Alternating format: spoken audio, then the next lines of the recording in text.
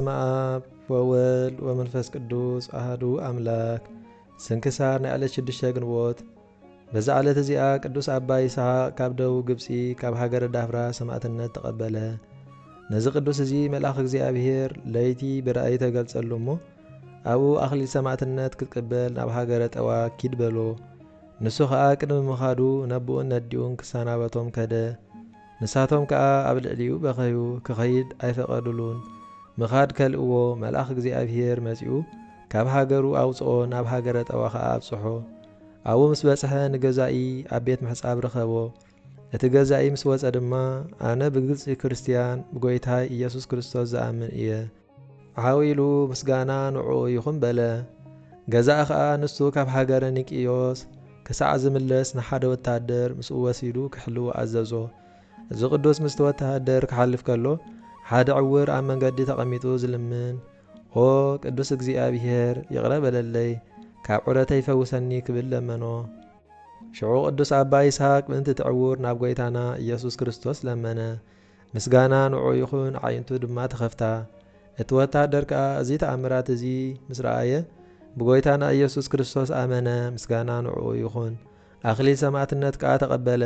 ብድሕርዚ እቲ ገዛኢ ነዚ ዓብዪ መቕጻዕቲ ቀጽዖ ወሲኹ ድማ ኣብኡ ምእንቲ ክቐጽዕዎ ኢሉ ናብ ሃገረ ብህንሳ ሰደዶ። ኣብታ መርከብ ከሎ ማይ ክህብዎ ለመነ። ካብ መርከበኛታት ሓደ ብኹባያ ገይሩ ማይ ኣሃቦ። ሓንቲ ዓይኑ ዕውርቲ ነበረት። አባ ይስሐቅ ከዓ ካብቲ ዝሃቦ ማይ ኣብ ልዕሊኡ ነጸገሉ ዓይኑ ተኸፍተት። ከምታ ካልአይታ ጥዕይቲ ኾነት።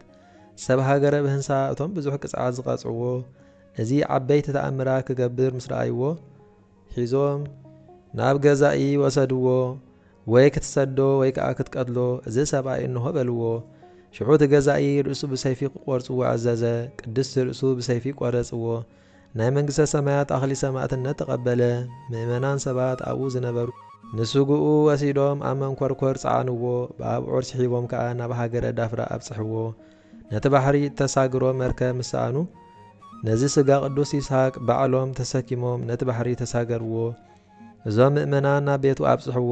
ነቲ ገዝኡ ኣፍሪሶም ከዓ ኣብኡ ብስሙ ቤተ ክርስቲያን ሃነጹ። ስጉኡ ድማ ኣብኣ አንበርዎ። ካብኡ ከዓ ብዙሓት ተኣምራትን መንክራትን ተረኣዩ። በረኸቱ ምሳና ትኹን ንዘለዓለም ዓለም ኣሚን። ሰላም ለይስሐቅ በትዕግሥተ ሕማም ዘተሃየለ ቀኖተ ሐጺን ርእሱን ኣመ ውስተ እዝኑ ተተክለ ኢተግህሰ አዲ ወኢተአንተለ ድህረ በመጥባይት አጽፋረ እዴሁ ተነቅለ እንዘይወድዩ በቁስሉ ግንፋለ።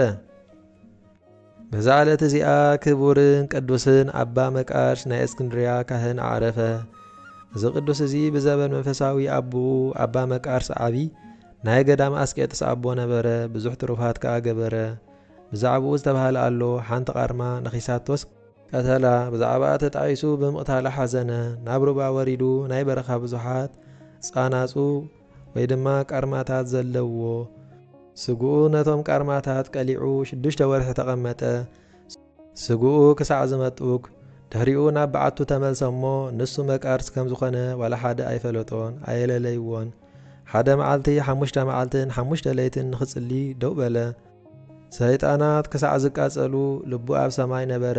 እዛ ድኻም እዚኣ ካብቲ ዝገበሮ ኩሉ ትሩፋት ዝዓበየት እያበሉ። ሓደ ጊዜ ከዓ ካብ ኣዕዋዳት ናይቶም ረኣይቲ ኣዕውዲ ክርኢ ምስ ደለየ ናብ በረኻ ኣትዩ 10 መዓልቲ እናተዛወረ ቀነየ። ንስኡ ከዓ መንገዲ ክምለስ ከሎ መንገዱ ከይስሕት ከይጠፍእ ኢሉ ተኸሊዎም ዝኸይድ ኣባትር ነበርዎ። ምስ ደኸመ ከዕርፍ ኢሉ ኣብ ምድሪ ደቀሰ። ሰይጣን ከዓ ነቶም ዝተኸሎም ኣባትር በቂሱ ኣሲሩ ደቂሱ ከሎ ኣብ ልዕሊ ርእሲ እዚ ቅዱስ አንበርዎም። አባ መቃርስ ምስ ተበራበረ ነቶም ኣባትር እንተረኣዮም ይስእኖም እሞ ተደነቐ። ከምዚ ዝብል ቃል ከዓ ሰምዐ። ኦ መቃርስ ሃይማኖት እንተለካ ኣይትጠራጠር፣ ብኣባትር ከዓ ኣይትወከል። እንታይ ደኣ እመን። ከምቲ ዓንዲ ብርሃን ደቂ እስራኤል ኣብ በረኻ ዝመርሖም ዝነበረ ንሱ ክመርሓካ እዩ በሎ። ነቲ ዓንዲ ምስ ረኣየ ተመልሰ። ኣብ መንገዲ ከሎ ማይ ጸምአ። እግዚኣብሔር ከዓ ካብተን ናይ በረኻ ኣሓውቲ ሓንቲ ላሕሚ ለኣኸሉ። ካብ ጸብኣ ሰትዩ ጸገበ፣ ጠለለውን። ናብ በዓቱ ከዓ በጽሐ። ሓደ መዓልቲ ዝብኢ ናብኡ መጸት ብኽዳኑ ሒዛ ሰሓበቶ። ንሱ እውን ክሳብ በዓታ ሰዓባ ሰለስተ ኮራኩራ ኣውፂኣ ኣብ ቅድሚኡ ኣቕረበቶም። ምስ ረኣዮም ዕውራት ኣዕይንቲ ጸንሕዎ ብምስቲ ዋዕልታ ዝብኢ ኸዓ ተደነቐ። ብኢዱ ሓዞም ኣብ ኣዕይንቶም ከዓ ጡፍ ጡፍ በለሎም። ብምሕወይ ትእምርተ መስቀል ገይሩ ድማ በጻብዑ ባረኾም። ሽዑ ሓውዮም ናብ ኣዲኦም ጎየዩ። ጡባ ኸዓ ጠበዉ። ክሳብ ሰፈራ ድማ ሰዓብዋ። ድሕሪዚ እታ ዝብኢ ናብ ቅዱስ መቃርስ ተመሊሳ ቆርበት በጊዕ ሃበቶ። ንሱ ኸዓ ምስኡ ኣቐመጦ። ክሳዕ ግዜ ዕረፍቱ ኸዓ ይድቅሰሉ ነበረ። ሓደ መዓልቲ ኸዓ ክዳኑ ለዊጡ ንህዝባውያን መሲሉ ናብ ደብሪ ኣባ ጳኩሚስ ከደ። 40 መዓልቲ ድማ ከይበልዐ ከይሰተየ ብዓብዪ ጾም ቆይሙ ቀነየ። ኮፍ ከይበለ ሆሳእና ክሰርሕ ቀነየ። እቶም መነኮሳት ከዓ ንኣባ ጳኩሚስ ነዚ ኣቦዚ ካባና ኣውፃዮ ስጋ ዘይብሉ ሰብ እዩ በልዎ። ኣባ ጳኩሚስ ከዓ ግብሩ ክገልጸለይ ንጐይታ ኢየሱስ ክርስቶስ ክሳዕ ዝልምኖ ተዓገሱኒ በሎም።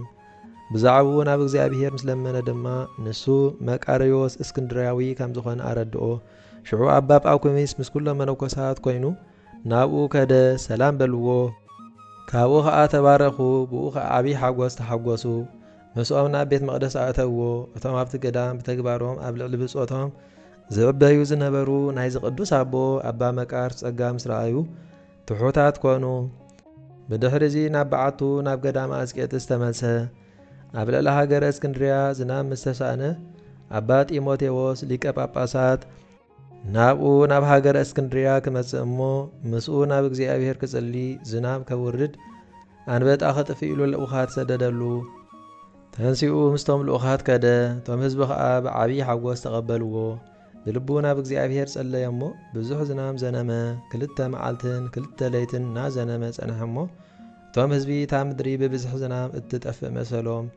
ደጊሞም ከዓ ኦ ኣቦና ኩልና ኸይንጠፍእ እዚ ዝናም ካባና እለዮ ምእንታና ናብ እግዚኣብሔር ጸልየልና እናበሉ ለመንዎ። እቲ ዝናም ከዓ ብሓይሊ እግዚኣብሔር ተኣልየ፣ ፀሓይ ድማ ኮነ። እዚ ኣቦዚ ዓበይቲ ትሩፋት ገበረ። እግዚኣብሔር ብእዳዉ ዓበይቲ ተኣምራትን መንክራትን ገለጸ። ንብዙሓት ሕሙማትን ርኩሳት መናፍስትን ዘለዎምን ኣሕወዮም። ንሱ ሰብ ክቖፅሮ ዘይክእል ምግባረ ሰናይ ገበረ። ገለ ሰብ ጽቡቕ ግብርታት ከም ዝገበረ እንተሰሚዑ ነታ ዝሰምዓ ግብረ ሰናይ ከምኣ ዝመሰለት ክሳዕ ዝገብር ኣይድቅስን ነበረ። ጽቡቕ ገድሉ ምስ ፈጸመ ብጽቡቕ ሽምግልና ብሰላም ዓረፈ። 60 ዓመት ጥፍጣፉ ኣብ ምድሪ ፈጺሙ ጡፍ ከይበለ ሓለፈ። እዚ ኸዓ ምእንቲ ክብሪ ስግኡን ደሙን ንጐይታና ኢየሱስ ክርስቶስ እዩ። ዕድሚኡ ኩሉ 100 ዓመት ገበረ። በረኸቱ ምሳና ይኹን ዘለዓለም ዓለም ኣሚን። ሰላም ለመቃርስ ህሊና መንፈስ ዘተውህቦ መንገል ኣረያም እያንብር ሃይለ መለኮት ሃበቦ ወእግዋላቲሃ ለዝእ ብእምህማመ ኡረት ወተመንድቦ ህየንተ ኣህወየ ላቲ ብኣጽባኢቱ ኣቲቦ ኣነዳ በግእ ወሃበቶ ኣስቦ። በዛ ዓለት እዚኣ በንደላኦስ ኣቦ ንቅዱስ ኤስድሮስ ሰማዕትነት ተቐበለ። በረኸቱ ምሳና ትኹን ንዘለዓለም ዓለም ኣሚን። በዛ ዓለት እዚኣ ኣሞን ጻድቕ ዓረፈ። ንሱ ግብሪ ምንኩስና እንተ ኣጥረኹ ይኣኽለኒ እዩ ኢሉ ሽመት ጵጵስና ዝኣበየ እዩ። በረኸቱ ምሳና ትኹን ንዘለዓለም ዓለም ኣሚን። በዛ ዓለት እዚኣ ቅድስት ዳሊጋ ምስ 4 ደቃ ሱርስ፣ ህርማን፣ የኣፍኣ፣ ስንጥንያ ሰማዕትነት ተቐበለት።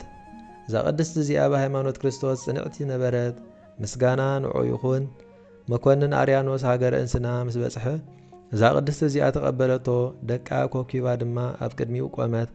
ኦ ኣርያኖስ ኣነ ክርስቲያናዊት መሲሓዊት ምስጋና ንዑ ይኹን ብኢየሱስ ክርስቶስ ኣማኒት እየ። ንሱ ሰማይን ምድርን ኣብ ውሽጦም ዘለዎ ኩሉ ዝፈጠረ እዩ በለቶ። ደቃ ድማ ከም ዓዊሎም ንሕና ብግልፂ ክርስቲያን ኢና በሉ። መኮንን ከዓ ሰሚዑ ኣጸቢቑ ተቖጥዐ። ኣርእሶም ብሰይፊ ቆረጾም። ሰማዕትነቶም ፈጸሙ። መላእኽቲ ከዓ ነፍሳቶም ተቐቢሎም ናብ ጐይታና ኢየሱስ ክርስቶስ ኣቕረቡ። ምስጋና ንዑ ይኹን። በረኸቶ ምሳና ይኹን ዘለዓለም ዓለም ኣሚን። ሰላም እለኪ ሰማይት ዳሊጊ ሰናይተ ስም በሃገረ እስና ዝሃደጊ ምስለ ደቂቅኪ 40 እንበለ ትንትጊ እንቲ ሶኢ ለኣማልክት ወመጣነ ታይርጊ ተመትሮ ክሳድ ኣብ ደርጊ ወሃረይኪ ዮጊ። በዛ ዕለት እዚኣ ብንጽህና ሃብታም ብቅድስና ተሃራሚትን ድንግልን ዝኾነት ሰሎሚ ኣዕረፈት። እዛ ቅድስት እዚኣ ካብ ሃገረ ወረብ እያ። ወለዳ ፈራት እግዚኣብሔር ነበሩ። ብጽቡቕ ክንክን ዓበይዋ። ምስ ዓበየት ሓደ መኮንን ተሓጽያ ንሳ ከይፈተወት ከዓ ብስርዓት መርዓ ወሰዳ። ኣምላኻዊ ሓይሊ ድማ ናብኣ ምቕራብ ከልኦ። ኣብ ስጉኡ ወቕዖ እሞ ክቐርባ ኣይከኣለን። ከምዚ ኢላ ክትነብር ከላ ርእሳ ሓብአት። ብለይቲ ወፂኣ ድማ ብሓይሊ እግዚኣብሔር ኣምለጠት። ቅዱሳን ኣብ ዘለውዎ ቦታ እናዞረት ትፍትን ነበረት። ጐይታና መንገዲ ጽድቂ ቅኑዕ መንገዲ ክመርሓ ብጾምን ብጸሎትን ለይትን መዓልትን ትልምን ነበረት። ጐይታ ከዓ ብፍቓዱ ልማንዋ ሰምዐ ናብ ደብረ ሊባኖስ ኣብጽሓ። እቲ ኣልባስ መላእኽቲ ዝኾነ ልብሰ ምንኩስና ብኢድ ዮሃንስ ከማ ለበሰት። ንልቢ ዘሰንብድ ብርቱዕ ተጋድሎ ተጋደለት። ብመገዲ ትጉሃን ኣቦታት ተመላለሰት። ብጾም ብጸሎት ብኹሉ ብቑዕ ገድሊ ተጋደለት። ብዙሕ ተኣምራትን መንክራትን ክሳዕ ምግባር ከዓ በቕዐት። ኣብ መጽሓፍ ገድላ ተጻሒፉ ከም ዘሎ ካብኡ ብሰላም ኣዕረፈት። በረኸታ ምሳና ይኹን ዘለዓለም ዓለም ኣሚን። ሰላም እብለ ሰሎሜ ጠባብ ጸቃዋ ኣመኣር ዘትትየለድ ኣምሳለ ተገብሮታ ለንህብ ምስለ ደናግል ትትኣሰይ በቤተ ከብካብ ኣይለቀት ስጋሃ በስቃየ ጻማ እጹብ እስከ ወደይዋ በንስቲት መሶብ። በዛ ዕለት እዚኣ ቅዱስ ኣቦ ዲዮናስዮስ ገድሉ ብኣፍ ስሕለት ዝፈጸመ ዓረፈ። እግዚኣብሔር ብጸሎቱ ይምሓረና ንዘለዓለም ዓለም ኣሚን። ሰላም ለዲዮናስዮስ ለይስሐቅ ማእምሩ እስመ ተፄወወ በተኣምሩ መኮንን ጠቃ ወተላጸቀ ምስለ መንበሩ ከመ ኢይሁር ነምሳ ሃበ ዘነጽፈ ማህደሩ እስከ በመጥባይ የተፈጸማ ደበድሩ። ሰላም ለልደትከ እምነህሪት ማህፀን ዘይአወዳ መልአክ በሰይፈ እሳት ርሱን ሲኖዳ ርእሶሙ ለባህታውያን ከመ ገብረ ወእምከ አመለሊከ ህፃን መልእልተ ድማህየ ይንበር እድየከ ዘይምን።